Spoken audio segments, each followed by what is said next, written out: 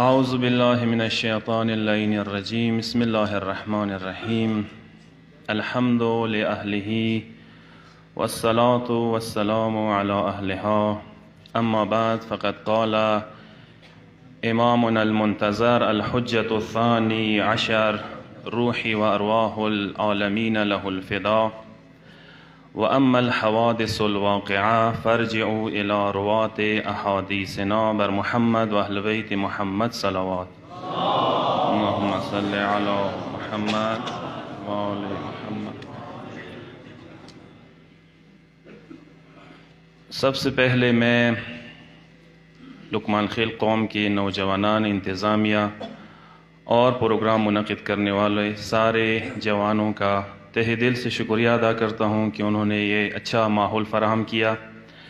اس کے بعد برادر عزیز آغا اخلاق حسین اور دیگر جن جوانوں نے ان کے ساتھ بھرپور ساتھ دیا، اور یہ بھی عرض کرتا چلوں کہ یہ ایک مقدمہ اور تمہید ہے۔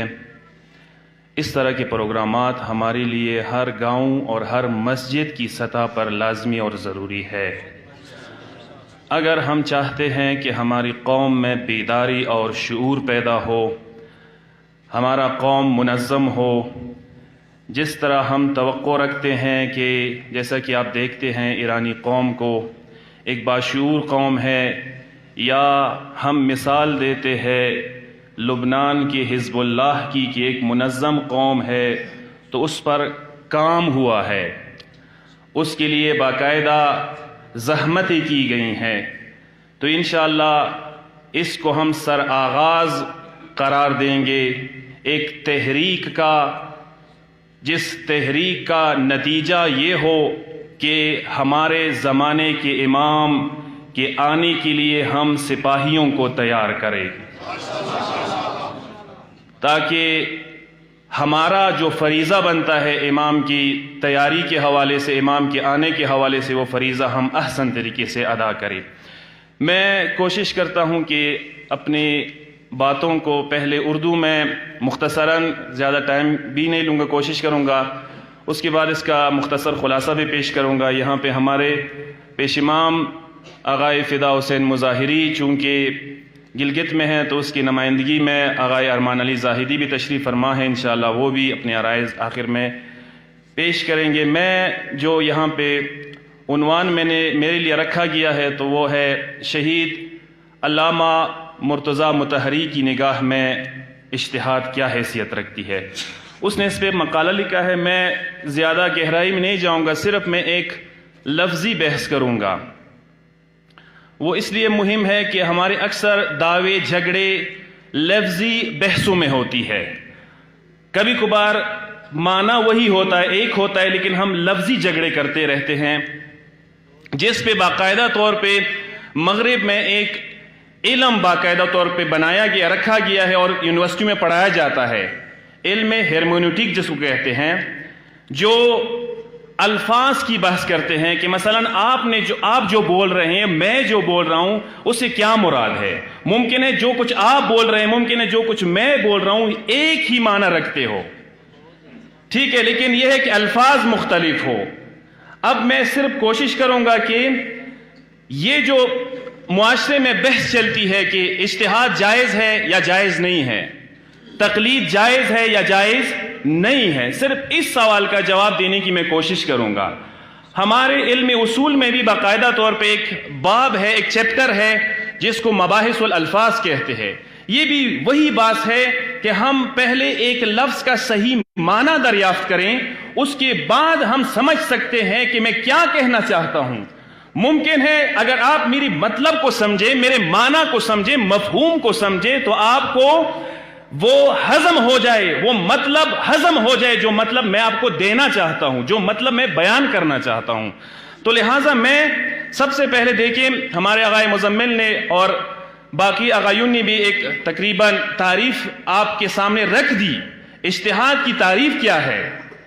میں مختصراً اس کی تعریف یہ کرنا چاہتا ہوں۔ اجتہاد کی جو تعریف کی گئی ہے وہ یہ ہے کہ دینی مسائل میں مہارت حاصل کرنا اور صاحب رائے ہونا۔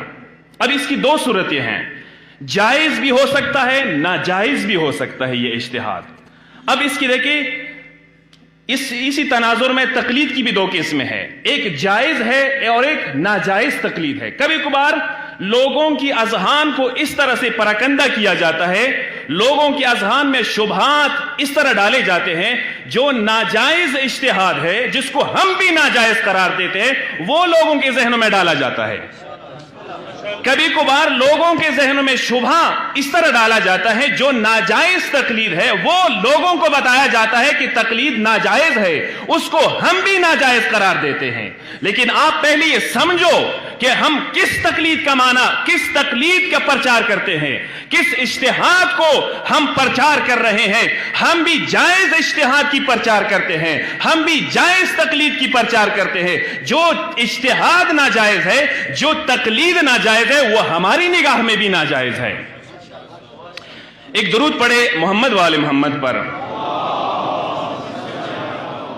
محمد وآل محمد۔ دیکھیے، ناجائز اجتہاد سے مراد یہ ہے کہ قانون سازی کرنا، یعنی اپنی رائے کی بنیاد پر ایسا قانون بنانا جو قرآن و سنت میں موجود نہیں ہو، اس کو کہتے ہیں ناجائز اجتہاد۔ اس کو کیا کہتے ہیں؟ ناجائز اجتہاد، جس کو عربی میں اجتہاد بالرائے بھی کہتے ہیں۔ اجتہاد بالرائے ہم کہتے ہیں۔ دیکھیں، یہ اجتہاد شیعہ نقطہ نظر سے ممنوع ہے کہ آپ قرآن کے مقابلے میں، آپ سنت نبوی کے مقابلے میں آ جائیں اور اپنا رائے پیش کریں۔ اس کو تو ہم بھی ناجائز قرار دیتے ہیں، گرچہ یہ اجتہاد شیعوں اہل سنت کی نظر میں یہ جائز ہے، وہ جائز سمجھتے ہیں اس کو، چونکہ اہل سنت کے شرعی مصادر جو ہے ان میں سے قرآن ہے، سنت ہے اور اجتہاد ہے۔ اجتہاد سے مراد وہ یہی لیتے ہیں کہ اپنی رائے کے مطابق آپ کوئی استفتاء کرے اور فتویٰ دے دے، یہ ناجائز ہے۔ شیعہ نقطہ نظر سے اس طرح کا اجتہاد ناجائز ہے، کیونکہ ایسے بے شمار حدیثیں پائی جاتی ہے کہ ہر چیز کا کلی حکم قرآن و سنت میں موجود ہے۔ دیکھیں، یہ نقطہ ہے، ہر چیز کا کیا ہے؟ وَلَا رَطْبٍ وَلَا يَابِسٍ إِلَّا فِي كِتَابٍ مُبِينٍ۔ ہر چیز کا ذکر قرآن میں ہے، لیکن کلی طور پہ آیا ہے۔ اب اس کو کوئی نہیں سمجھ سکتا ہے، ہر بندہ نہیں سمجھ سکتا ہے جب تک دینی مسائل میں مہارت نہ ہو۔ کلی احکام سے، سنت سے یا قرآن سے کوئی عام بندہ وہ حکم اپنے لیے نہیں نکال سکتا ہے۔ تو لہٰذا یاد رکھیے، لہٰذا یہاں پر اپنی فکر و رائے سے اجتہاد کرنے کی ضرورت نہیں ہے۔ تمام احکام، ہر چیز کا حکم قرآن و سنت میں موجود ہے۔ مجتہد کا کام یہ ہوتا ہے کہ وہ کلی احکام سے جزوی احکام، زمانے کے تقاضوں کے مطابق احکام نکال لیتے ہیں۔ یہ ایک نقطہ ہو گیا جو میں نے آپ لوگوں کو دیے۔ دیکھیں، اس کے مقابلے میں اب میں جائز اجتہاد کی وضاحت کروں گا۔ جائز اجتہاد کسے کہتے ہیں؟ دیکھیں، یہ بھی آپ لوگ نوٹ کریں کہ لفظ اجتہاد جو ہے وہ 5ویں صدی ہجری تک اسی ناجائز معنی میں استعمال ہوتا تھا۔ اب جہاں کبھی کبھار لوگ کتابوں سے نکالتے کہ فلان نے مثلا عالم دین نے اجتہاد کی مذمت کی ہے، فلان نے مذمت کی ہے، ہاں، یہ جس اجتہاد کی مذمت کی یہ اجتہاد ہے، اجتہاد بالرائے، جو آپ قرآن و سنت کے مقابلے میں اپنا رائے دے دے۔ اس کی تو سب مخالفت کرتے ہیں، اس کی تو ہم بھی مخالفت کرتے ہیں۔ ہم جو اجتہاد کے قائل ہیں، ہم بھی اس کے مخالف ہیں، ہم بھی اس کو نہیں مانتے ہیں۔ قرآن نے بھی اس کی مخالفت کی ہے کہ کوئی بھی قانون جو آپ اپنی طرف سے قرآن کے مقابلے میں، سنت کے مقابلے میں وضع کرے، بنائے، وہ ریجیکٹ ہے، وہ قابل قبول نہیں ہے۔ شریعت ایک ہی شریعت ہے، نظام شریعت ایک ہی ہے، اور شارع وہی ایک ہی رسول ہے جس نے ہمیں شریعت دی ہے۔ اس کے مقابلے میں کوئی شریعت قابل قبول نہیں ہے۔ دیکھیں، شیعہ علماء نے بھی اس کو رد بھی کیا اور باطل کرنے پر لکھا بھی ہے، لیکن آہستہ آہستہ یہ لفظ اس معنی سے نکل گیا اور ایک مخصوص معنی میں استعمال ہو گیا، جو کہ یہ ہے جو میں نے آپ کو بیان بھی کیا: شرعی حکم حاصل کرنے کی ساری کوشش کرنا معتبر دلیلوں کے ذریعے سے، جس کے لیے کئی علوم میں مہارت ضروری ہوتی ہے، جیسے مثلا عربی ادب، منطق، تفسیر قرآن، حدیث، رجال حدیث، علم اصول، حتیٰ کہ دوسرے فرقوں کی فقہ کا علم بھی ضروری ہوتا ہے اس میں، کہ آپ دوسرے، جیسا کہ ہمارے عظیم مجتہد آیت اللہ برجردین جو دوسرے اہل سنت کے فقوں پر بھی عبور رکھتے تھے، وہ ماہر تھے، وہ ہر فقہ کے حکم کو دیا کرتے تھے، کہ مثلا شافعیہ کہتا ہے، حنبلیہ کہتا ہے، سارے فقوں کے احکام اس کو آتے تھے اس طرح۔ ایک درود پڑھے محمد وآل محمد پر۔ محمد وآل محمد۔ اب شیعوں میں اجتہاد اور مجتہد کا جو لفظ ہے اس معنی میں جو جائز معنی ہے سب سے پہلے علامہ ہلی نے استعمال کیا ہے اس کو اپنی کتاب تہذیب الاصول میں باقاعدہ طور پر ایک باب الاجتہاد کے عنوان سے تحریر فرمایا ہے اس نے۔ بس اجتہاد سے مراد صلاحیت اور فنی مہارت ہے۔ قرآن و حدیث سے استفادہ کرنے کے لیے ضروری بھی ہے کہ قرآن کی تفسیر، آیتوں کے معنی، ناسخ و منسوخ، محکم و متشابہ سے واقفیت، نیز معتبر و غیر معتبر حدیثوں میں تمیز دینے کی صلاحیت رکھتا ہو انسان۔ ہمارے ساتھ ایک ظلم یہ ہوا ہے تاریخ میں کہ ہمارے کافی سارے احادیث، جعلی حدیث ہماری کتابوں میں آ گئی ہیں۔ اب اس کو کون سمجھ سکتا ہے؟ جب تک مہارت نہ ہو، جب تک دینی علوم میں مہارت حاصل نہ کی ہو، اس وقت تو کوئی نہیں سمجھ سکتا ہے کہ کون سی حدیث جعلی ہے اور کون سی حدیث درست اور صحیح ہے۔ اسی طرح حدیثوں کے ٹکراؤ، کافی سارے ایک ہی مسئلے میں 10 احادیث بھی ملتی ہے، ٹکراؤ ہے حدیثوں میں، متضاد احکام ہے، کون سمجھ سکتا ہے؟ جب تک مجتہد، جب تک ایک ماہر انسان نہ ہو جس نے ان تمام علوم میں مہارت حاصل کو اور وہ آپ کو بتائے کہ صحیح حدیث کون سی ہے اور غلط حدیث کون سی ہے۔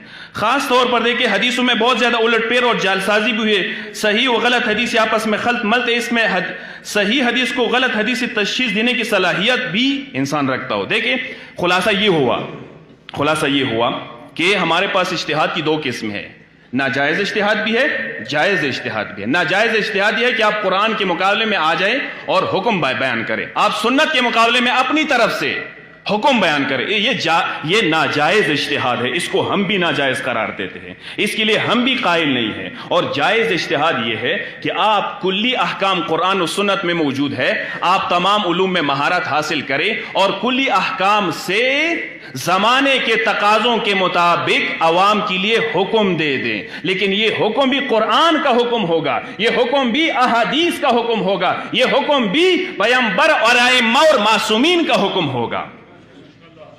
ایک درود پڑھے محمد وآل محمد پر، محمد وآل محمد۔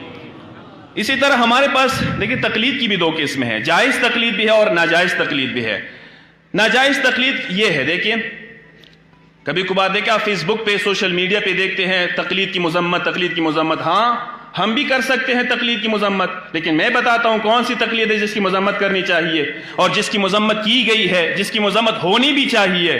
ناجائز تقلید یہ ہے کہ ماحول و معاشرے کی اندھی تقلید و پیروی کرنا، ماحول اور معاشرے کی اندھی تقلید اور پیروی کرنا۔ حالانکہ ہمارے معاشرے میں ایسا بھی ہے، جو لوگ تقلید کی مذمت کرتے ہیں، جو لوگ تقلید کی مخالفت کرتے ہیں، وہ اسی ناجائز تقلید میں ملوث بھی ہے۔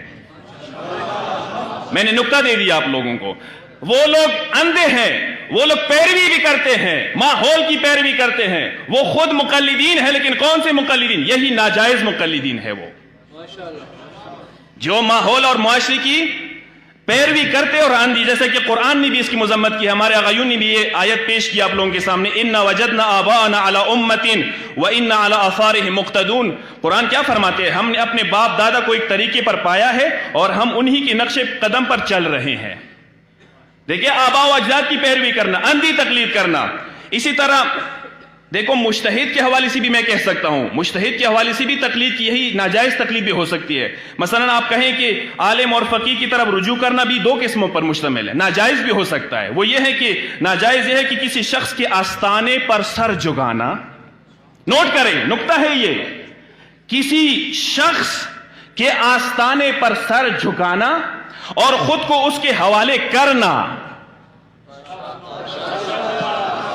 یہ ہے ناجائز تقلید۔ یہ ہم نہیں کر رہے ہیں، یہ تقلید معاشرے میں ہو رہی ہے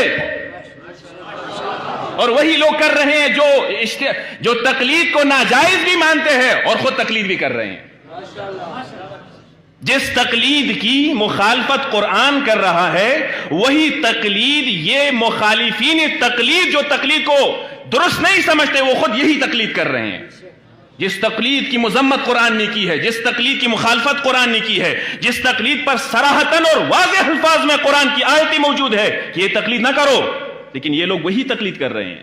ناجائز تقلید کر رہے ہیں، کسی شخص کے آستانے پہ سر جھکانا اور خود کو اس کے حوالے کرنا، لیکن اسلام نے جس تقلید کا حکم دیا ہے وہ سپردگی نہیں ہے بلکہ آنکھ کھولنا اور کھلوانا ہے۔ آپ کی آنکھیں بھی کھل جائے اور دوسروں کی آنکھیں بھی آپ کھول لیں۔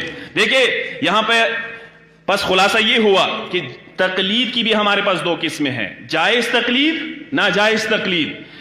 جائز تقلید یہ ہے کہ آپ کی آنکھیں بھی کھلے اور آپ دوسروں کی آنکھیں بھی کھول لیں۔ دیکھیں آپ مجتہد کی جب کوئی بھی فتویٰ دے دیتا ہے تو آپ مجتہد سے پوچھ بھی سکتے ہیں کہ اس کے اوپر دلیل کیا ہے، وہ آپ کے سامنے دلائل کا انبار رکھ دے گا، وہ آپ کے سامنے قرآن کی آیت بھی پیش کر سکتا ہے، احادیث بھی پیش کر سکتا ہے۔ لیکن اندھی تقلید یہ ہے کہ آپ کسی کے آستانے پہ سر جھکائیں اور اپنے آپ کو اس کے سپرد کریں، وہ اپنی طرف سے آپ کو مقلد بنا دے، آپ کو اپنا پیروکار بنا دے۔ ایک درود پڑھے محمد و آل محمد پر، محمد و آل محمد۔ اب دیکھیں اجتہاد کے مقابلے میں جو تحریک چلی ہے اس تحریک کا نام بھی آپ سن لیں، جیسا کہ ہمارے آقا مزمل نے بھی اس کی طرف اشارہ کیا، اخباریت۔ اخباریت اجتہاد کے مقابلے میں ایک خطرناک تحریک جو تقریباً 4 صدی قبل اجتہاد کے مقابلے میں ہمارے ذہن وجود میں آئی تھی۔ اس نظریے اور تحریک کی بانی بھی مولا امین استر آبادی تھے، گرچہ ان کا دعویٰ ہے کہ شیخ صدوق کے زمانے تک تمام علماء اخباری تھے۔ اخباریت جو ہے قرآن سنت اجماع اور عقل میں صرف سنت کو مانتے ہیں، وہ نہ قرآن کو مانتے ہیں، کہتے ہیں قرآن کو صرف معصومین سمجھتے ہیں، قرآن کو بھی انہوں نے بالائے طاق رکھ دیا ہے۔ وہ اسی طرح اجماع کو بھی نہیں مانتے ہیں، کہتے ہیں سنیوں کی بدعت ہے، بہرحال اس پہ میں وضاحت نہیں کروں گا۔ عقل کو بھی رد کرتے ہیں، کہتے ہیں ہم عقل سے کام نہیں لیں گے، ہم بالکل عقل کو سائڈ پہ رکھ دیں گے۔ وہ صرف اور صرف جو ہے نا سنت کو مانتے ہیں، کہتے ہیں کہ کتب اربعہ جو ہماری معتبر 4 کتابیں ہیں اس میں جتنی بھی احادیث آئی ہے وہ مکمل معتبر ہے، اس کو چون و چرا کے بغیر سب حدیثوں کو مانتے ہیں، غیر معصوم کی تقلید کو حرام جانتے ہیں۔ وہ اخباریت یہ ہے، میں نے صرف وضاحت کی، غیر معصوم کی تقلید کو وہ حرام سمجھتے ہیں، عوام پر فرض ہے وہ کہتے ہیں کہ وہ براہ راست حدیثیں پڑھیں۔ اخباریت عقل کے خلاف تحریک تھی، اس پر عجیب جمود حکم فرماتا۔ خوش قسمتی سے وحید بہبانی، آیت اللہ وحید بہبانی نام آپ سن لیں، جو استر آبادی کی نسل سے بھی تھے۔ آپ کے شاگردوں اور شیخ انصاری نے اس نظریے کا ڈٹ کر مقابلہ کیا ہے، ان افراد نے۔ آیت اللہ وحید بہبانی شیخ انصاری بزرگوار اور خود آیت اللہ وحید بہبانی خود استر آبادی کی نسل میں سے تھے، اس نے ڈٹ کر مقابلہ کیا اور اس کو جو ہے نا سائڈ پہ اور رکھ دیا اور شکست بھی دی۔ وحید بہبانی نے ایک دفعہ صاحب حدائق جو کہ اخباری تھے اس کے ساتھ مناظرہ کر کے اس کو سخت شکست دی، اور پھر صاحب حدائق اور پھر یہ جو تھے صاحب حدائق جو اخباری تھے اس نے خود وصیت کی اگر میں مر جاؤں تو میرا جنازہ بھی وحید بہبانی پڑے گا۔ دلیل ہے یہ کہ کس طرح اجتہاد مختلف زمانوں میں ٹکرائی ہے اخباریت سے اور شکست دیا ہے ان کو باقاعدہ طور پہ۔ اخباریت یہ ہے کہ ہم کلام معصوم کے سامنے سر تسلیم خم ہو جائے، یہ بات درست ہے، لیکن جو کچھ بھی ہم سنیں، دیکھیں یہ نقطہ ہے، جو کچھ بھی ہم سنیں اس کی سند اور معنی و مفہوم تحقیق کیے بغیر جاہلوں کی طرح قبول کرنا کون سی عقل مندی ہو سکتی ہے؟ میں صرف یہاں پہ 2 نمونے دے دوں گا، بس میرے عرائض بھی ختم ہونے والے۔ دیکھیں میں ایک 2 نمونے آپ کو پیش کرتا ہوں کہ کس طرح اخباری جمود کا شکار ہے۔ اخباری جمود کا نام ہے، جمود، یعنی آپ بیٹھ جائیں اور بس حدیث میں جس طرح لفظ آیا ہے جو معنی ہے اس کے مطابق آپ چلیں۔ دیکھیں ایک نمونہ یہ ہے، بہت سی حدیثوں میں امامہ کا تحت الحنک گردن میں لپیٹنے کا حکم دیا گیا ہے۔ اس طرح ایک تحت الحنک باندھتے ہیں، گردن میں لپیٹتے ہیں، صرف نماز میں ہی نہیں بلکہ ہر جگہ اور ہر وقت۔ دیکھو نا حدیثی بہت زیادہ اس میں، ایک حدیث یہ ہے الفرق بین المؤمنین والمشرکین التلحی، مومن و مشرک کا فرق گلے میں تحت الحنک لپیٹنا ہے۔ کچھ اخباری نے اس طرح کی حدیثوں سے تمسک کر کے کہا ہے کہ تحت الحنک ہمیشہ گلے میں پڑے رہنا چاہیے، ہمیشہ۔ اب دیکھیں میں بتاتا ہوں، ہمارے جو عظیم عالم دین ہیں مولا محسن فیض مرحوم نے اس کو جو ہے اس پر اجتہاد کیا ہے۔ کس طرح اجتہاد کیا؟ اس نے یہ کہا ہے کہ یہ جو حدیث آئی ہے کہ آپ لوگ گردن میں تحت الحنک لپیٹیں، یہ اس لیے آئی ہے کہ اس وقت مشرکین تحت الحنک کا جو ٹکڑا تھا وہ امامے کے اوپر باندھتے تھے، ایک علامت تھی مشرکین کی پہچاننے کی۔ تو اس سے مبارزہ کرنے کے لیے، اس سے مقابلہ کرنے کے لیے اسلام نے یہ حکم دیا کہ آپ تحت الحنک نیچے باندھیں تاکہ مشرک اور مومن کی شناخت ہو سکے۔ ٹھیک، بعد میں جب مشرکین نے یہ شیوا چھوڑ دیا بلکہ مشرکین ختم بھی ہو گئے، شیوا چھوڑ دیے، یہ عمل ترک کیا، تو دیکھیں اب موضوع ہی باقی نہیں رہا، اب موضوع باقی نہیں رہا، مشرکین کی خاطر تھا۔ اب اس نے اجتہاد کیا ہے کہ ابھی اس طرح تحت الحنک باندھنا ہمیشہ کے لیے یہ لباس شہرت میں آتا ہے، اور اسلام میں لباس شہرت پہننا لگانا کیا ہے؟ حرام ہے۔ تو اس لیے اس نے کہا کہ اب چونکہ مشرکین نہیں ہیں، ان کے مقابلے میں مبارزہ نہیں ہے، تو اب تحت الحنک باندھنے کی کیا ضرورت ہے؟ اب اگر باندھیں گے تو یہ کیا ہو جائے گا؟ لباس شہرت حرمت میں آ جائے گا، حرام قرار دیا ہے۔ حالانکہ پھر بھی اخباری کہتے ہیں کہ تحت الحنک باندھو، اس کو کہتے ہیں جمود۔ یا ایک اور مثال میں دے دوں گا، ایک اور مثال یہاں پہ بہترین مثال دیا ہے، وحید بہبانی فرماتے ہیں کہ مثلا اگر اتنا جمود پایا جاتا ہے کہ اگر کوئی شخص امام کے پاس جائے، مریض ہو، امام اس کو کہے کہ آپ ٹھنڈا پانی پیو، امام کیا کہے اس کو؟ ٹھنڈا پانی پیو، ٹھنڈا پانی پیا کرو، آپ کو صحت، آپ کو سلامتی مل جائے گی، آپ شفا یاب ہو جائیں گے۔ تو اخباریوں کا طریقہ یہ ہے کہ اب اس حدیث کو وہ لے کر ہر مریض کو کہیں گے کہ آپ ٹھنڈا پانی پیو۔ کیوں؟ اس لیے کہ حدیث میں امام نے فرمایا ہے۔ بندے خدا، حدیث میں جو امام نے ایک مریض کو کہا تھا کہ آپ ٹھنڈا پانی پیو، وہ اس کے مزاج کے مطابق کہا تھا۔ ہر مریض کو آپ نہیں کہہ سکتے ہو کہ آپ ٹھنڈا پانی پیو۔ یہ ہے اجتہاد، یہ ہے اجتہاد کہ اگر کوئی بھی حدیث آپ کے سامنے آ جائے، رکھ دیا جائے، آپ حدیث کی جانچ پڑتال کریں اور مزاج کو بھی دیکھیں، ماحول کو بھی دیکھیں کہ امام نے کس ماحول میں یہ حدیث ارشاد فرمایا ہے۔ اسی طرح میں آخری ایک مثال دے دوں گا، اور وقت میں نے زیادہ لیا۔ دیکھیں یہاں پہ دیکھیں بعض حدیثوں میں آیا ہے کہ کفن، میت کی کفن پہ شہادتین لکھنی چاہیے۔ وہاں پہ جب امام جعفر صادق نے شہادتین لکھ دیا تھا تو اس کا بیٹا وفات پا گیا تھا، امام نے اس طرح لکھ دیا تھا، اسماعیل یشہد ان لا الہ الا اللہ۔ امام جعفر صادق علیہ السلام کا بڑا بیٹا تھا، وہ مرحوم ہو گیا تھا، وفات پا گیا تھا، اس نے یہ لکھ دیا تھا۔ تو اب اخباری جو ہے کیا کرتے ہیں؟ وہ اس طرح لکھتے ہیں، جو بھی مر جائے لکھو اسماعیل یشہد ان لا الہ الا اللہ۔ سمجھ گئے؟ اسماعیل یشہد، بابا مرا میں ہوں، مرا خیال حسین ہے، آپ اسماعیل کیوں لکھتے ہو؟ کہتے نہیں، چونکہ امام نے اسماعیل لکھا تھا۔ بندے خدا، امام نے اپنی بیٹی کے لیے اسماعیل لکھا تھا، امام نے اپنے بیٹے کے لیے اسماعیل لکھا تھا۔ اس کو کہتے ہیں جمود۔ اس کے مقابلے میں اجتہاد اس کو کہتے ہیں کہ آپ امام کی بات کو سمجھے، امام کی بات کو درک کرے، امام کی بات کو عقل کی زاویے پہ تولے، اس کے بعد جو ہے نا آپ کوئی رائے صادر کرے۔ پس یاد رکھے، اجتہاد امام کے مقابلے میں رائے دینے کا نام نہیں ہے، اجتہاد امام کی بات کو صحیح، درست، دقیق طریقے سے سمجھنے کا نام ہے۔ وما